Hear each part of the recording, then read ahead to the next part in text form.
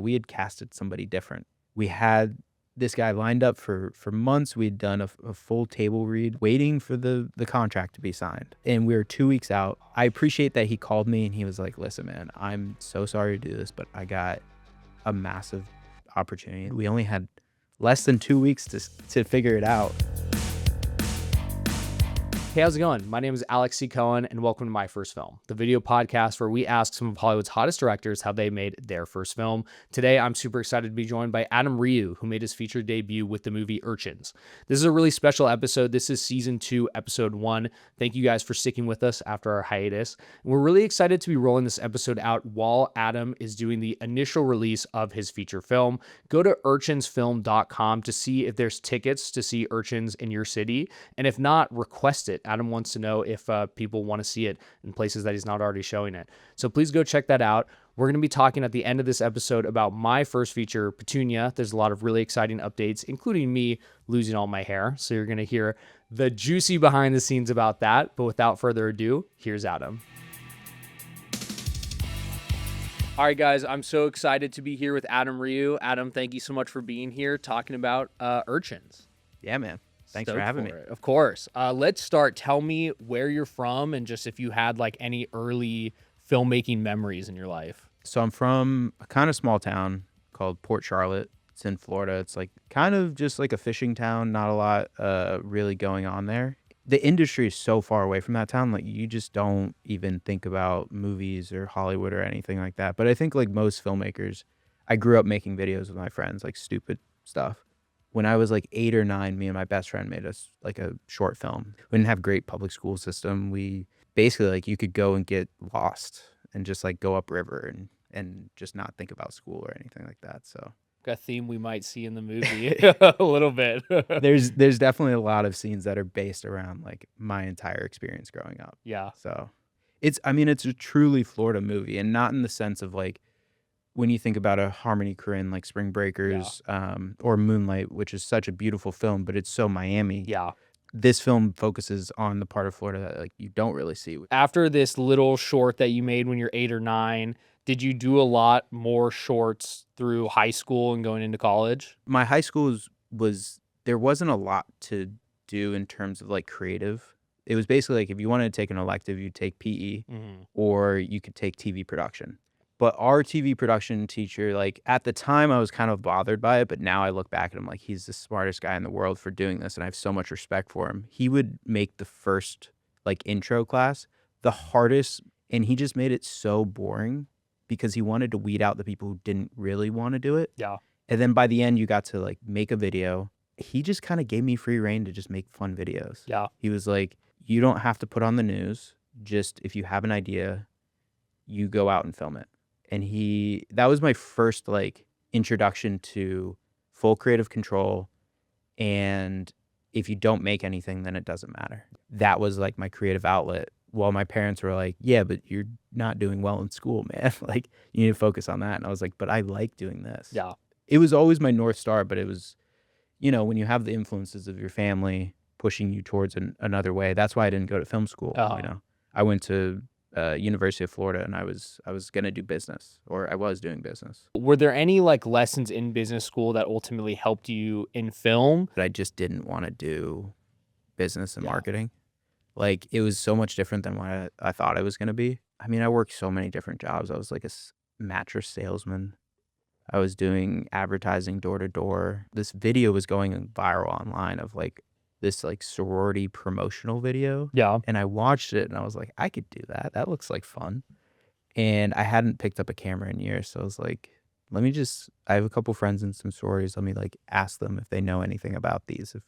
If we're making, like if the school is making them. And I found one, they were interested, and I didn't have any equipment, but I was like, I can do it. And they're like, cool, can you film us this weekend? And I was like, sure. So I went and bought like $5,000 worth of camera gear, and I was like, and they're like, we don't know if we want to work with you, but like if we like what you do this weekend, maybe we'll sign a contract. And I was like, oh God, that's brutal. So I just like bought the stuff, and I learned it in like a day, and I was like, all right, let's go shoot. And then that just kind of spiraled me into doing those all across Florida, at like different schools. And it was basically my film school, because I just like learned how to make these 10-minute long or 2-minute long videos and like how to captivate an audience while also answering to a client. After a while, you lose the shine of it and you Yeah. start realizing like, okay, what what am I doing with film? Yeah. Like, I think I left college being like, that was really great and I made a good amount of money to kind of set me off on Yeah. a good start, but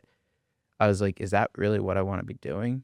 And it wasn't. Like so I took like a reevaluation period afterwards, moved to Atlanta, and I was like, I want to work in the film industry. Yeah. I don't know what, I know nothing about it, but let me figure it out. It sounds like being on the yacht, experiences like that with the sororities might have inspired the film.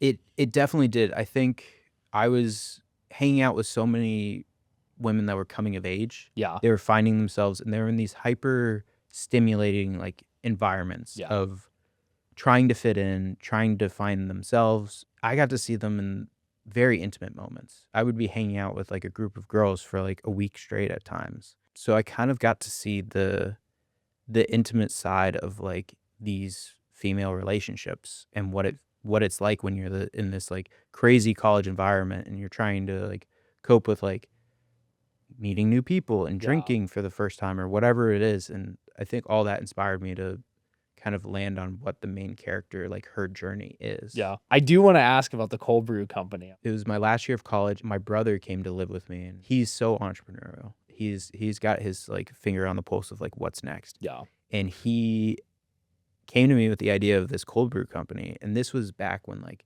you'd walk into Starbucks and they didn't have cold brew. Yeah. And if we had actually gotten investors, Yeah. especially going into the pandemic with a Yeah. little bit of steam, then it could have been something massive and it would have changed my entire life. But it was very formative and taught me a lot about running a business. Yeah. Which I think is so necessary if you're trying to be a filmmaker. Like you have to be a business person as Yeah. much as we don't want to. Yeah, it's so true. Any person trying to get their first film off the ground has to produce it You in have some to. way, shape, or form. And running a business is just like producing. Yeah. And so walk me through like out of school, you're in Atlanta. I just started directing whatever I could. Directed some music videos and I went to Cinegear Yeah. in Atlanta and I met a bunch of companies, but there was one that stuck out and it was this company called Ascend. I met the owner, Louis, and I was like, this guy's awesome. Yeah. Like I want to work with them. So I tried hitting him up for months and months, just trying to get on set with them. Finally, it was like he invited me to play soccer with his team, and that like kind of changed everything. He was like, when we played soccer the next time, he was like, "Hey, do you want to learn how to be a Russian arm operator?" And I was like, "I have no idea what that is."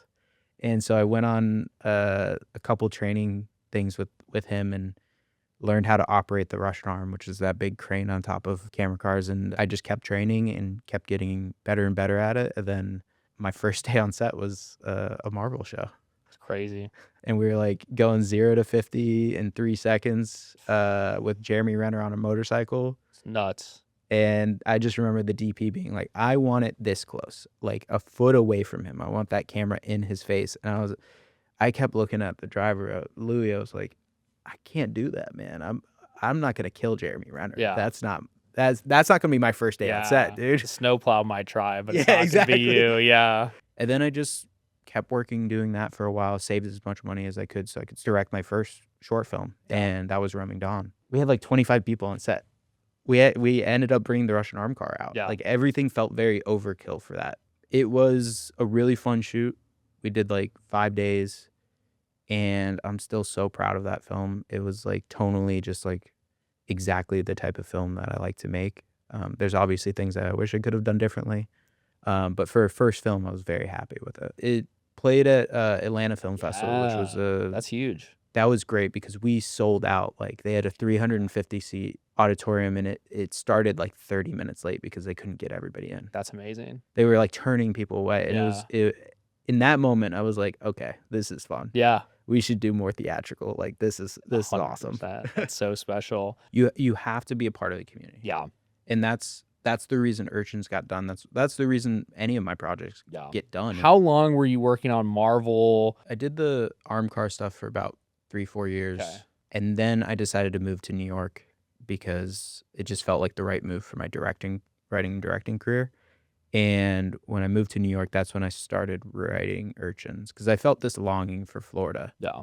I really just started writing it just as a, an exploration of all the different things that I had done. I didn't really know where it was going to go. It took maybe like 2 months to get a Wow, that's full wild. draft Yeah, done. yeah, And it's completely different than the film. yeah. Like Always. it was chaos. Yeah, It was everywhere. yeah, But that's when I really, shifted towards just being like, okay, this is all I want to do. Um, and whatever it means to get there, like I'm just gonna keep writing scripts and we'll figure it out. yeah. So The goal being make a feature film, yes, basically. Yeah. yeah. That's amazing. And tell me about your usual writing process. How many screenplays have you written? No, this is probably like my 12th or, Yeah. and some of them are features, some of them are pilots. I like to just dump as much as I can while I have an inspiration of an idea, and I just like let it go for as long as possible. Then as Yeah. soon as I hit the dead end, then I rework structure, which I know is Mhm. probably I other people like will be it. like, I that's like that. some people are probably like, that's dumb. But I think you need to write the way that works for you. Yeah. Because writing is a very difficult process. 100%. Yeah. So had you written any other screenplays that were like meant to be low budget, or was this the first one you were like, okay, I can see how I'm gonna make this while you're rewriting it? Even when I was writing it, I kept opening up the world more and more. So I think I'm not very great at containing myself Yeah. because I also feel like that limits your ideas. Yeah. So it was something where it was a process. And that's why after I finished the first draft, I took like 9 months to Whoa. revisit it. Yeah. And then I was able to see what were the like critical points that I was like, okay, I understand the story. It's boiled down to these things. Let's not forget those, but let's figure out how it can change to be something that's more reasonable. And now I've gotten so much better at it where I can set out to write a script that's a little bit smaller scope, Yeah. and not feel like I'm limiting myself. But when I was, early on just trying to figure out, it's like anything to get words on the page, man. Yeah. You write the first draft in 2 months, take 9 months off. In that 9 months, are you like starting to develop the movie, or are you just getting your footing down in New York? And at what point are you like, okay, I'm gonna make Urchins? It took a while, and it took me writing other features, Yeah. and other scripts to have options to even go into it. And I remember, I think a year before I went into production on Urchins, I was battling between two different scripts Yeah.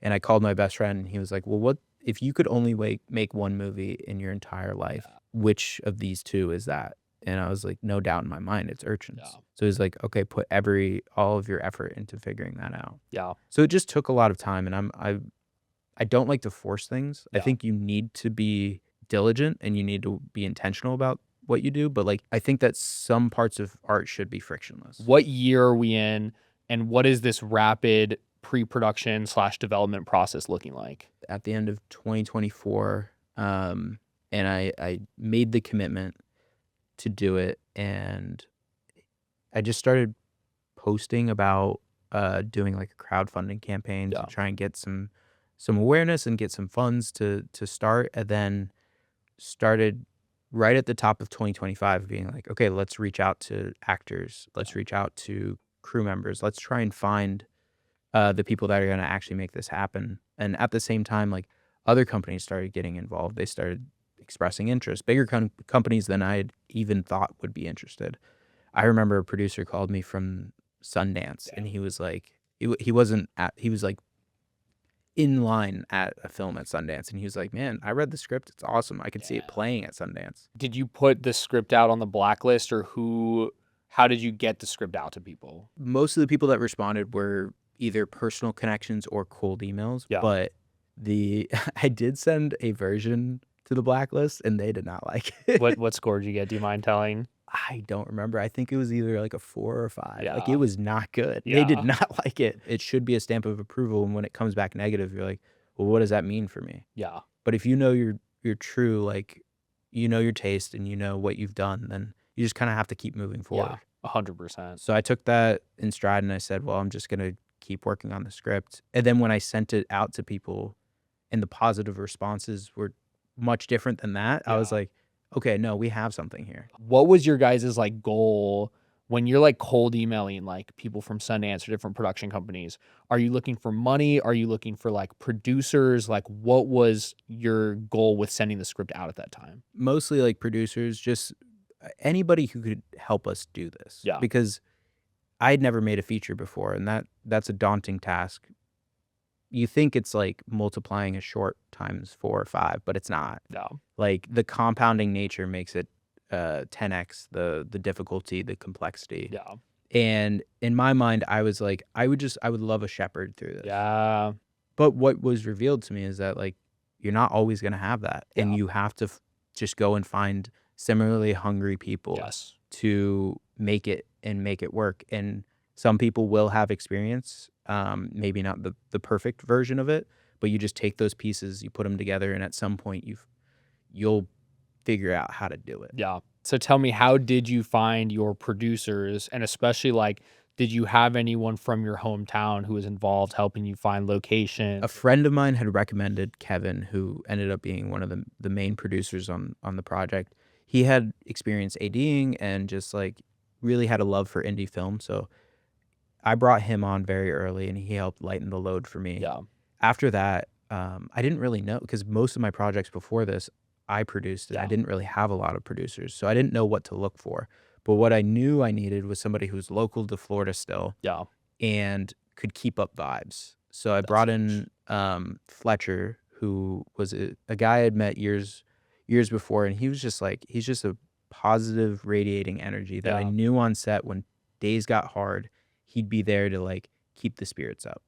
The last producer we brought on was Hannah, who's wonderful. She had reached out to me when she heard about the project and was like, I want to do anything that you're doing. Yeah. Um, and that was very kind. And so we talked, and I kind of saw she had just produced the short Ragamuffin that played at Sundance, and went to Cannes. And I was like, cool, like let's figure out how you can help. How did you approach getting money? Well, we had done a Seed and Spark, which really helped us kind of jumpstart just attention as well. Because it's not always about money. Sometimes it's about just getting the awareness out, which really helped. Yeah. And then I did some, I financed some myself because I really did believe in the project. And then brought in some money from investors as well. The most important thing for our success was bringing the crew members into it. Yeah. I had spoken with a friend who worked at Artist Equity, and I wanted to understand how they were doing it, because I really believe that's the future of film. One of the things that allowed us to get it done was bringing in crew members and saying, I'll give you points on the back end. How can we help make this happen now? So everybody has, a part of the film, That's amazing. which I think also helps feed the environment on set of people really feel more connected to the piece. Yeah. And I felt that because our crew was undeniably one of the best crews I've ever worked with. They were just wonderful and so excited and went above and beyond what they were asked to do. Can you tell me about getting those actors? The two leads is very interesting. The first one with Brianna Eady. Brie was just recommended from another actor that I had reached out to. He was like, "Hey, my friend Brie would love this. Like, you mind meeting her?" So we grabbed coffee, and it was like an instant connection where it was like we kind of speak the same language. Yeah. And so after our coffee meeting, which was probably like 3 hours long, Oh, yeah. I went home, sent her the script, and that night she read it, texted me at like 1 a.m. and was like, I love this. I Yeah. would love to do this.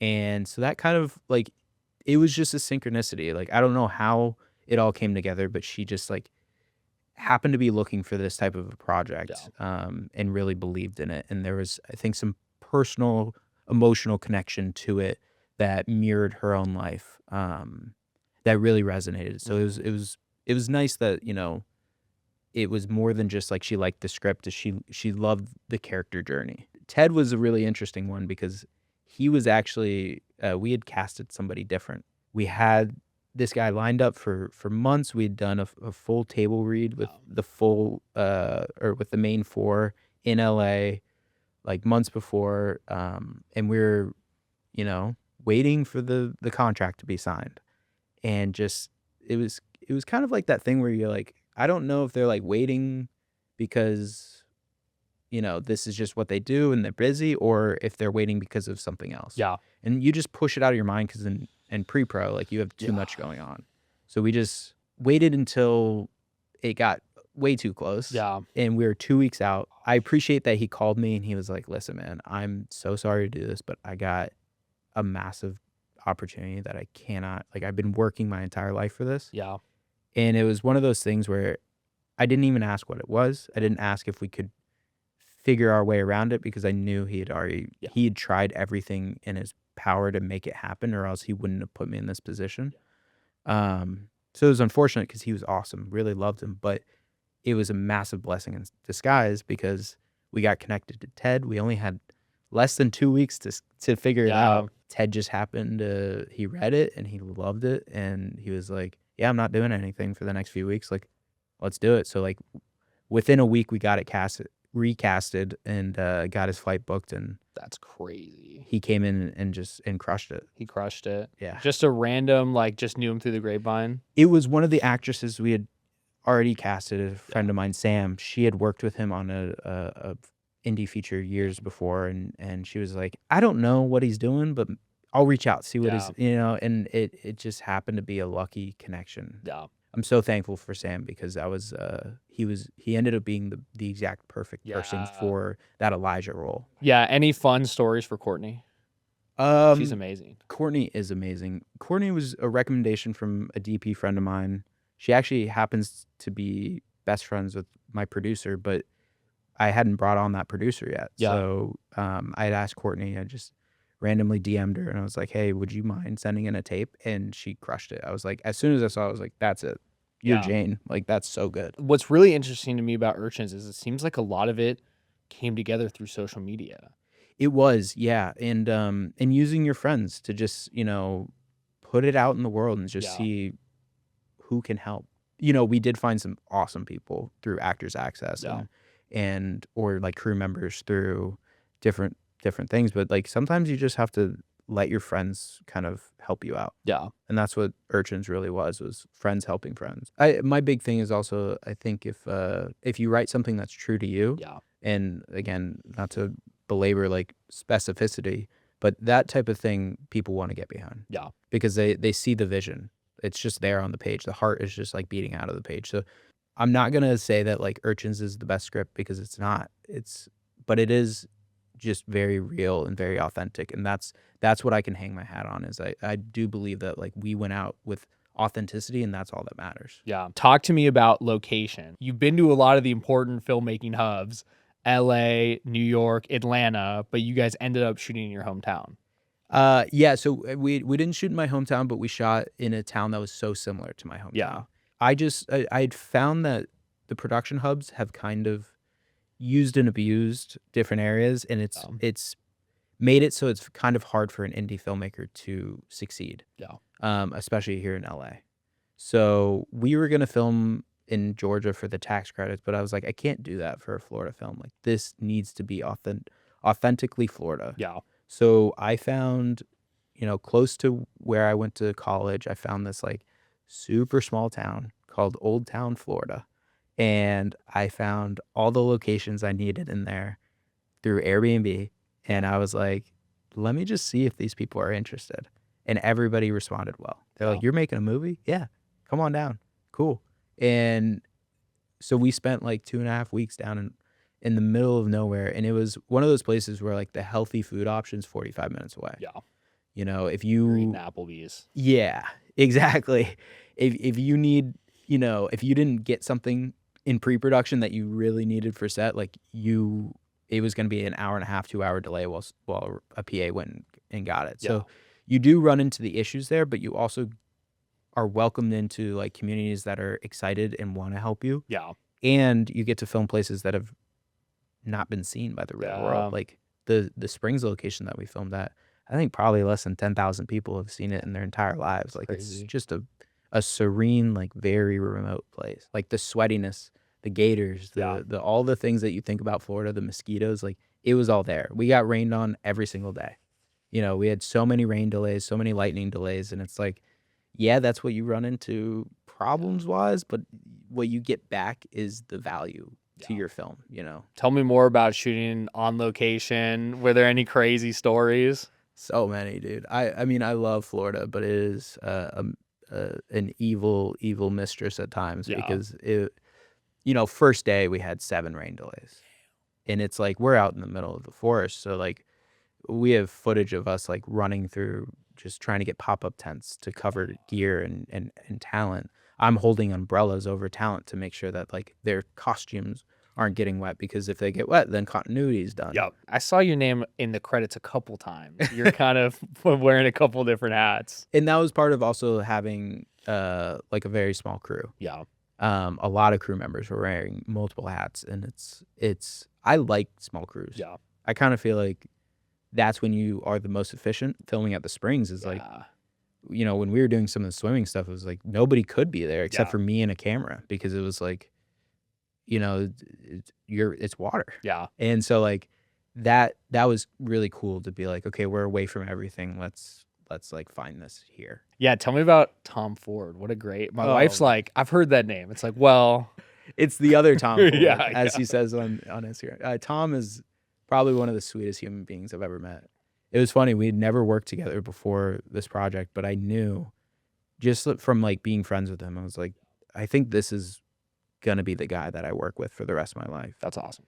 He's so conscientious. He's so like, he's attentive to people, and he's attentive to the work, and he doesn't get flustered. He doesn't get angry. He's just like an even keel DP who like assesses what's going on and is able to provide solutions right away. Like he is one of a kind, and was like single-handedly really helped elevate Urchins to like a level I didn't think it could. Oh, that's amazing. How'd you guys meet? Like a social kind of hangout thing called Filmmaker Friday in New York City. Yeah. And it's basically just like, it started as a place for other filmmakers to just get together and talk and just hang out. It wasn't even really intended to be networking, more so just like, hey, if you don't have a job on Friday, come hang out, Pull up. have coffee, whatever. And so we met through that and just developed a nice like friendship where we would just get drinks and hang out. And How many shooting days did you guys have, and what were some great memories you got from set? 16 principal photography days, and then we had 1 pickup day. Yeah. And which is fast for a feature. I mean, just filming in the Springs was something that I'd always dreamed of, and it was so awesome to come back, 8 years later and be able to bring a cinema camera with real actors and put a scene in this. It was the scene in the Springs is probably the first scene I ever wrote for the film, and it was like the one that I saw the clearest in my head. That's awesome. And that was just so fun. I stayed in that water for like 3 hours. Yeah. Just like, because I was like, I made sure to do anything that I was asking my actors to. Yeah. I was like, I will not put you in a situation I wouldn't put myself in. So I was directing from the water all the time. Also, we had this actor, Matt Barrett Miller, who came in for the spring break scenes. Yeah. And dude, he was so fun to work with. Like it was one of those things where it's like when you're filming a scene, you're like, I know we got it. I know we need to move on, but can we do one more take? Because I'm just having a good time. Yeah. You got to do it. And that kept happening with him, where I was like, my AD was like, listen, dude, you got it. And I was like, yeah. Can we just do one for fun? Yeah. Like, because I don't want to leave this. This is too much fun. What did you guys do with that pickup day? Was it just like a scene you didn't get, or did you have to reshoot something? There was specifically like one scene that felt a little clunky that I wanted to try something different. Yeah. There was some context setting stuff because the problem was that from the day we stepped on set, I had to trim 15 pages to make us fit our production timeline. Yeah. So as I was trimming, it was like while I was on set, I would like wrap, and I would have the production meetings, and I would be cutting together the film as we were going. I would cut the dailies myself, and then I would be like, okay, now I needed to trim at least 2 pages because we can't do this anymore. Yeah. Like we just don't have the time. So in that process, I knew we kept the storyline alive, but I knew that we were going to lose some things. And there was just some moments that I felt like if we did a pickup day, we'd be able to help provide the context that was needed for either character development or relational building that, just plug in some holes. I think you should always budget to have a pickup day. At least one. Yeah. 100%. And you don't have to remake the whole film with it. You just supplement. Because I had to cut very quickly. Like within wrap, within like 2 weeks, I had a full cut of the film. And that helped inform, and I was able to show a couple people and be like, okay, so where are we missing? Yeah. And then once you start trimming other scenes and stuff, you start realizing, okay, we need to build up this thing that we maybe lost because we couldn't make that other scene work. Yeah. And that's, I think, just the nature of making a feature for the first time. It's completely different than short film. Yeah. I thought that they would be a little more hand in hand, but like the pacing and the storytelling Yeah. and development is honestly a different beast. So different. And you don't know until you do it. Then Yeah. you realize where you went wrong, and that's too late. Yeah, exactly. So I think every filmmaker, if you're going to make a feature, you should always intend to do a pickup day, not because Yeah. you messed up, but because you know it's going to be necessary. Yeah, whenever people make a big whoop about Hollywood features doing pickups, it's like, oh, they messed up and they have to redo the movie. It's like, no, dude, you don't get it. It's hard. You're trying to take a kernel from in here and put it out in the real world with like 20 to 30 people touching it with their Yeah. own thoughts and ideas. It's like at some point it's going to become kind of Frankenstein-y. Yes, And you need to be able to have an extra day to rework it once you've seen it all together. exactly. It's crucial. It's crucial. That's why you'll see scripts that do well on the blacklist and then do poorly Yeah. when they get. It's like you never know. You never know. You just need to see it come together, and then you can make your adjustments from there. Yeah. And I love that you were cutting it while you were shooting. I didn't sleep much. Yeah. I really knew that this was going to be my one shot. So I was like, I had all the energy in the world to just keep going. Yeah. And I couldn't bring on somebody to do that. So I was doing it myself. Fortunately, I have a background in editing, so I was able to like cruise through it fairly quickly to get some assemblies together. That's huge. Were you guys shooting chronologically or out of order? Out of order, which is, great for budget, but so difficult for a person meeting in an already established friend group, Yeah. which is part of this story. And you have to make sure that everybody remembers. It's like, no. Now we're going back in time. Yeah. And we need to remember that she's still uncertain here or whatever it is, Did you take the edit to the finish line or did you bring on another editor? Yeah, I brought on an editor, something that I'd always wanted to do. I just Yeah. knew we didn't have the budget exactly for. So I got through like 3 revisions on the edit, and I was like, I need to find this person. And I've always wanted to work with an editor. Specifically, I really want to work with a female editor because I believe that no matter who you are, you should be working with somebody who, yes, shares interests, but has a different lived experience. Yeah. That is so critical for making sure that like what you're doing isn't an echo chamber, and that it's like the specific things that you're talking about are also relating to a wider, broader audience. And I got so lucky finding Macy. Macy has been one of the best collaborators that I've ever met in my life, and she took the project on after we had a couple of the versions ready, and she helped me make it 250% better. Yeah. And she was such a steward to it, really understood it, and just like brought a lot of love to it, and made it such a beautiful film. Do you want to just tell me about color, sound, the rest of the post experience? We got super lucky that Company 3 believed in the project, and Jake took on the project, coloring it, and we just finished our last coloring session like a week and a half ago. Congratulations. Yeah, and he was phenomenal, and it was really cool. I'd only ever sat on somebody's bed to watch them color. That's kind of, I feel like most filmmakers. And we got to go into the offices in New York and sit in an actual room with him, and it was such a great experience. They're great to work with, and I was just super thankful that they believed in the project enough to take it on. Yeah. And then sound guy is a guy out of Atlanta, Mason. He just very diligent, just very, put in so many hours to make this thing sound beautiful, and took every time I said, hey man, like this is a sandbox here, let's go for these. He was like, cool, okay, now I can like play. Yeah. And he did great. We did some music with it's all original music or music from artists that I work with. So what's next? We've been submitting to festivals. I do believe that the festival world has changed a lot. Yeah.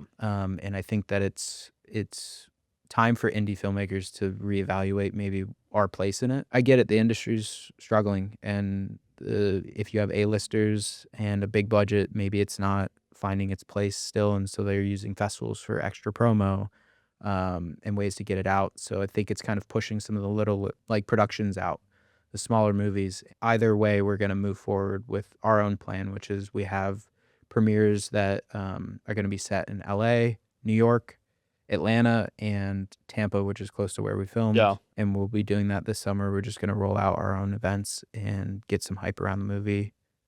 We have some conversations. In 2 days, I have a conversation about distribution with a great company, and we're just gonna see what happens. Where should we go to learn more to see Urchin? Pop onto Urchins Film on Instagram. You'll find all the information there. We're still spinning up the website, but it'll likely be urchinsfilm.com. And yeah, we're gonna be releasing all the information there, and that's how you can find out about our premieres, our screenings, and then eventually where it's gonna be streaming. Yeah. Online. It's super exciting. Where can people find you, Adam? Yeah, find me, I guess, on Instagram, at REEEUUUU.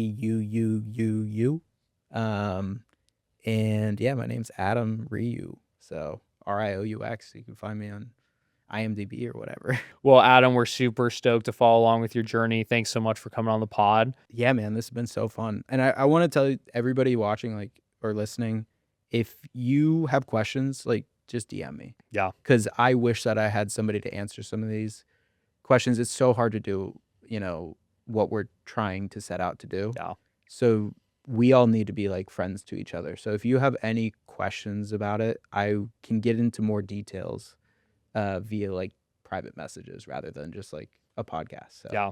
please reach out. Thank you guys so much for watching, and we'll see you on the next one.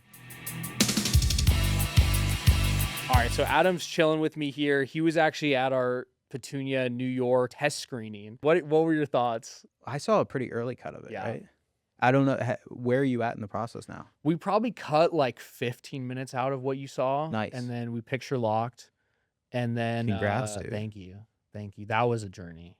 I'm excited to talk more about that. And then we're like almost done with VFX, halfway through color.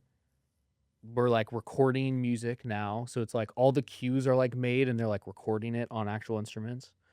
And then what's the other thing? Sound is like starting. Like sound is probably going to be the straggler. Long story short, we shot the movie. There will be like a whole pod episode on making the movie. But it went pretty well. Like I mentioned, we did like a pickup day. We had 15 principal photography days and then 2 pickup days. And then post was like awesome. Patrick Lawrence, my editor's incredible. I can't wait to work with him again. Like editors are so magic. And yeah, like so many blessings have happened in post that are like unbelievable. Like my composer Michael Paraskevas is amazing.